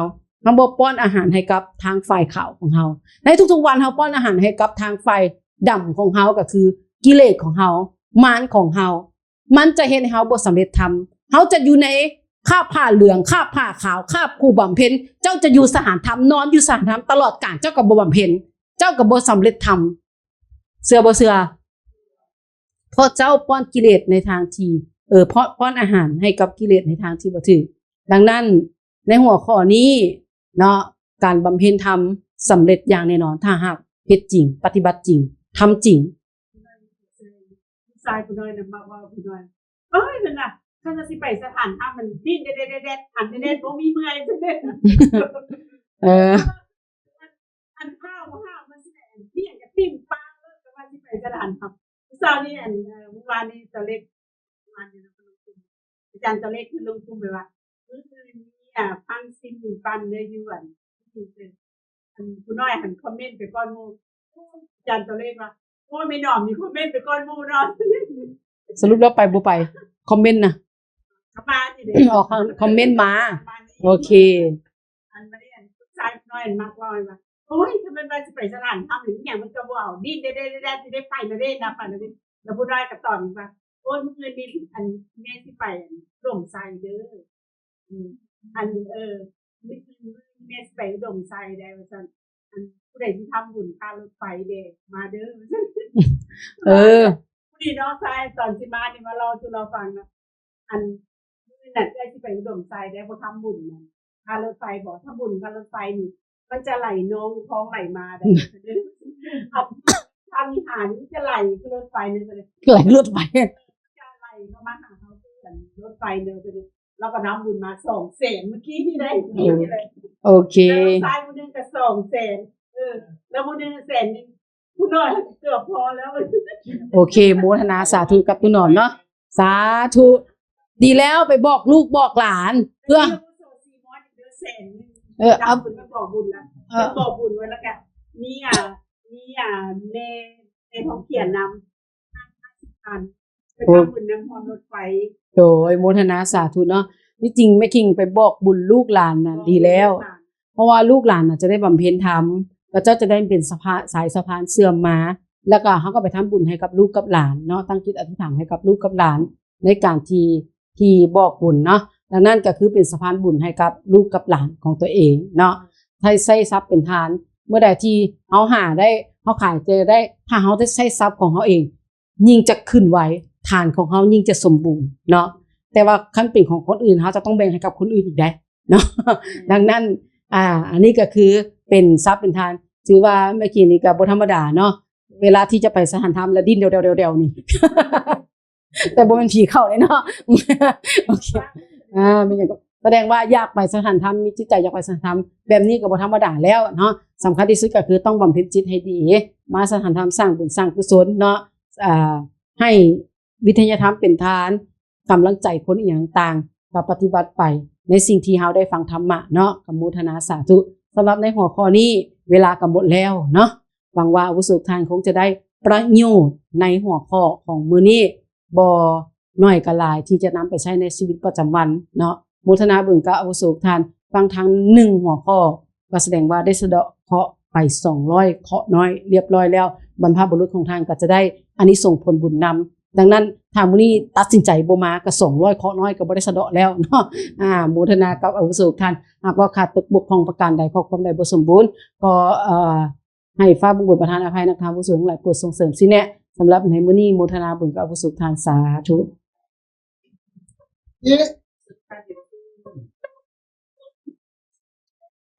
เสีย1 2 3เสีย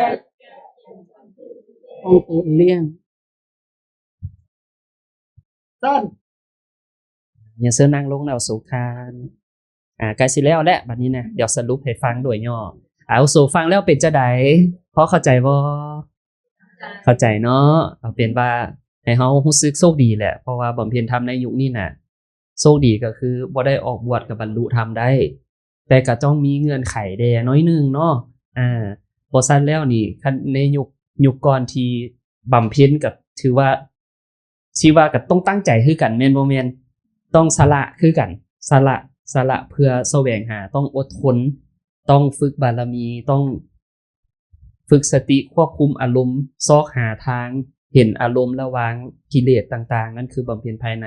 ดังนั้นแล้วในเป้าหมายจะบ่ต่างกันแต่รูปแบบอาจจะต่างๆน้อยนึงในยุคขาวนี้ยุคขาวก็คือยุคสุดท้ายไปกับบำเพ็ญอยู่ในครัวเรือนเฮาก็เฮ็ดเวียกไปนำบำเพ็ญไปนำดังนั้นแล้วเฮ็ดเวียกเฮาก็ต้องเจอผู้คนเจอปัญหาต่างๆถึกบ่ถึกดังนั้นแล้วจึงบอกว่าชาตินี้หลุดพ้นนั่นแหละมันจะต้องถูกกระทบหลายแดเนาะแล้วละมาบำเพ็ญอีกต้องเขาเอิ้นว่าเฮ็ด2เท่าน่ะเคี่ยวเขาเอิ้นว่าเคี่ยวเพื่อให้บรรลุจึงบรรลุไวในชาติเดียวเด้เฮ็ดเวียกกับเมื่อยแล้วมีงานทำมาอีกต้องจัดสรรเวลาเพื่อสละก็จะเบิ่งอยู่นี่แหละเบิ่งใจเฮานี่แหละว่าเฮาน่ะมีศรัทธาในการอยากบำเพ็ญธรรมเท่าใดอยากจะช่วยเหลือผู้อื่นเท่าใดเจ้ากรรมนายเวรบรรพบุรุษก็จอบเบิ่งใจเฮาอยู่นี่แหละ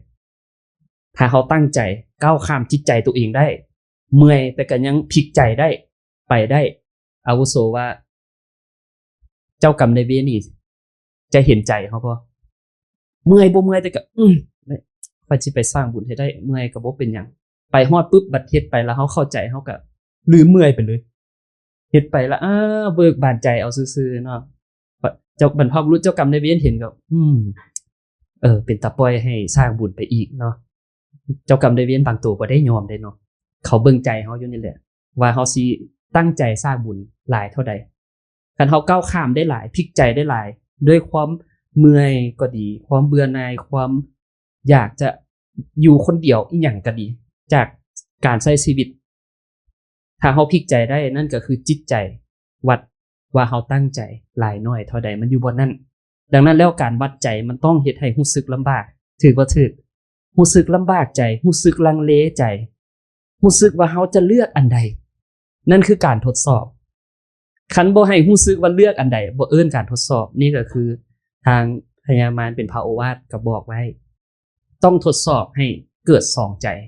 ให้เขาเลือกว่าเขาจะเลือกทางใดให้เขาลำบากใจว่าเขาจะไปทางใด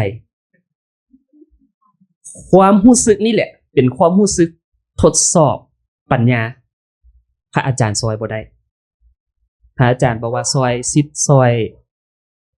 ยบ่ได้ก็คือซอยเรื่องปัญญาแต่อันอื่นนี่พักๆตบๆได้อยู่แต่เรื่องปัญญาซิดต้องผ่านเอง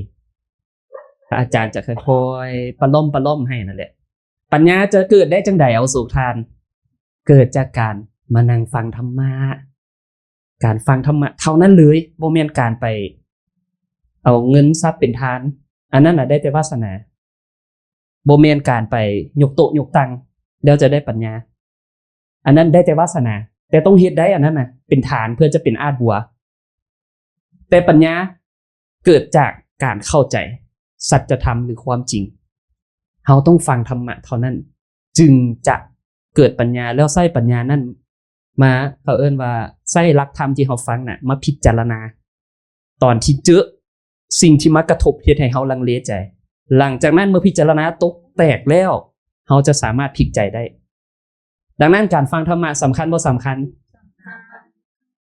ไผบ่มักฟังธรรมะจะถูกสอบและก็ไขว้เขวได้ง่ายดังนั้นแล้วให้เฮาตั้งใจฟังธรรมะวัยรุ่นเช่นเดียวกันต้องตั้งใจมีโอกาสต้องมาฟังธรรมะหลายๆเขาจึงจะมีวิธีการบริหารอารมณ์กับความคิดได้ง่ายพลิกใจได้ง่ายเนาะดังนั้นแล้วก็จะเขาเอิ้นว่าบำเพ็ญในยุคนี้จะสำเร็จได้แน่นอนแต่จะต้องบืนตั้งใจหลายเท่าซ้ำคือเขาสละออกบวชเลยตอนนี้ฟิลเดียวกันเลยความยากลำบากความเขี้ยวจะบ่ต่างกันสำหรับความผู้น้อยที่รู้สึกได้เนาะเฮาบ่ได้ออกบวชก็จริงแต่ความเขี้ยววิธีการรูปแบบนี้นะมันก็คือเฮากำลังออกแบบสละทุกอย่างแล้วกำลังไปอยู่ในท่ามกลางกระแสโลกโลกีกำลังเฮ็ดให้เฮาพิจารณาอย่างหุนแฮงเฮ็ดให้เฮาต้องมีความลำบากใจเฮ็ดให้เฮาต้องมีความลังเลใจเบื่อหน่ายบ่ฮู้ว่าสิไปเฮ็ดหยังอีหยังต่างๆมันจะเฮ็ดให้เฮาสับสนวุ่นวายดังนั้นแล้วการจะพลิกใจได้ต้องมาฟังธรรมะคิดหยังบ่ออกพาตัวเองมาให้ได้บ่ห่าง3เดี๋ยวมันจะดีเองอันนี้ก็ผู้น้อยก็ใช้หลักนี้บ่ห่าง3มีหยังแดบ่ห่างสถานธรรมบ่ห่างนักธรรมอาวุโสบ่ห่างพระโอวาทคัมภีร์บ่จะเป็นอ่านปึ้มหรือฟังธรรมะสิ่งเหล่านี้3อย่างนี้จะเฮ็ดให้เฮาก็เกิดปัญญาเพราะว่าคันบ่ห่างสถานธรรมเฮามาเฮาก็จะได้ฟังธรรมะคันบ่มีสัญญาณมาสถานธรรมก็จะเจออาวุโสก็จะเว้าธรรมะให้ฟังแม่นบ่แม่นนี่แหละอันเนี้ยบ่ห่าง3เดี๋ยวทุกท่านก็จะมีปัญญาเองเนาะแล้วหลังจากนั้นเจออีหยังต่างๆก็จะก้าวข้ามได้หลังจากนั้นเฮาก็เฮ็ดเวียกเฮ็ดงานหาเงินแล้วก็เอาธรรมะไปใช้ในชีวิตประจำวันบัดยามเฮาเมื่อยล้าแต่เฮายังมีหน้าที่ที่จะต้องมาเฮ็ดเพื่อช่วยเหลืองานฟ้าเบื้องบนหรือว่าช่วยสร้างคุณค่าให้กับตัวเองหรือว่าช่วยสังคมช่วยผู้คนให้เขามีโอกาสได้ฟังธรรมะได้เปลี่ยนแปลงตัวเองเฮาก็จะมีแฮงในการไปเฮ็ดทั้งที่เมื่อยนั่นแหละแล้วมันก็จะรู้สึกเศร้าเมื่อยเองความเมื่อยเฮาจะเศร้าเมื่อยก็คือเฮาไปช่วยผู้อื่นเดี๋ยวเอาโซร้องค่อยๆฝึกไปนํกันดีบ่ดีมีแต่ขอให้เห็นประโยชน์ของการไปสร้างบุญบรรลุปณิธานให้หลายเราต้องเห็นให้ได้คันเห็นบ่ได้มันจะมีอีกความคิดหนึ่งก็คือทางโลกหรือว่ากิเลสอารมณ์เฮาจะหลายกว่าตอนนั้นก็จะเสียดายโอกาสเนาะเจ้ากรรมนายเวรบรรพบุรุษก็น่าเสียดายในตอนนั้นเนาะเอาโศกทานเอาละดังนั้นแล้วคุณน้อยก็กำลังตีอีกแข้งนึงว่าการบำเพ็ญธรรมในยุคนี้โลกทั้งบำเพ็ญทางโลกนะบ่แม่นใช้ชีวิตทางโลกเนาะแล้วก็มาบำเพ็ญธรรมบรรลุธรรมได้แท้ด้วยความตั้งใจและก็ความเสียสละเป็นพื้นฐาน3ฐานหลังจากนั้นก็อาศัยการบำเพ็ญภายในถือศีลย่อนมองส่องตนก็จะเห็นจิตญาณเดิมแล้วเขาก็จะวางในทุกๆครั้งทุกๆครั้งไปมันจะมาทุกๆครั้งอารมณ์เขาก็จะเวียนทุกๆครั้งสิแหละเวียนสติฝึกวัฏจักรอารมณ์หมุนไปปล่อยวางหมุนไปปล่อยวางบ่แม่นว่าเขาเข้าถึงได้แล้วเขาจะวางได้เขาจะเข้าถึงได้ตลอดมันจะมาวนไปวนมาขาดสติเมื่อใดทุกเมื่อนั้นเนาะดังนั้นเพิ่นจึงให้ฝึกสติตลอดเอาโศกทานเอาละดังนั้นพ่อน้อยก็ขอสรุปเพียงเท่านี้ถามเอาโศกทานอีกครั้งนึงว่าทุกท่านได้รับธรรมะในครั้งนี้ได้มีโอกาสเจออาวุโสตามบุญสัมพันธ์ได้ส่งเสริมผลักดันกันมาได้ศึกษาธรรมะแบบนี้ทุกท่านรู้สึกโชคดีบ่ถ้าโชคดีตอนนี้ยังมีลมหายใจอยู่ก็ขอให้ทุกท่านรักษาโอกาสเนาะรักษาโอกาสตอนที่มีลมหายใจนี่แหละรักษาโอกาสอีหยังสร้างบุญกุศลให้หลายใช้ชีวิตก็ขอให้ใช้ชีวิตเต็มที่ในการอยู่กับครอบครัวยังมีความสุขอยู่กับพ่อแม่อ้ายเอ้ยน้องบ่เฮ็ดเวียกก็ให้มีความเคารพรักซื่อสัตย์สุจริตเนาะอยู่นำกันให้สังคมเนี่ยอยู่เย็นเป็นสุขบัดยามมีงานธรรมะเขาก็จะมาซอยงานธรรมะเพื่อซอยเหลือผู้คนไปนำกันเพื่อสร้างบุคลากรของประเทศชาตินะให้เป็นคนดีมีคุณธรรมไปนำกันดังนั้นเพิ่นก็จะซอยเบิ่งประเทศชาตินะแต่ละบอนสังคมก็จะอยู่เย็นเป็นสุขอันนี้ก็คือการซอยโลกเลยได้เอาโศกทานเฮากำลังเหตุการณ์ใหญ่อยู่เพื่อซอยโลกเลยได้เอาโศกทานดังนั้นแล้วคุณน้อยก็ความสรุปเพียงเท่านี้เอาโศกทานเนาะดังนั้นมื้อนี้ก็ขอสรุปหัวข้อจะบำเพ็ญธรรมให้สำเร็จธรรมแบบโลกครึ่งธรรมครึ่งแล้วใดก็แบบนี้แหละเนาะเสียสละเป็นพื้นฐานแล้วหลังจากนั้นเราก็ค่อยๆฟังธรรมศึกษาธรรมะฝึกสติ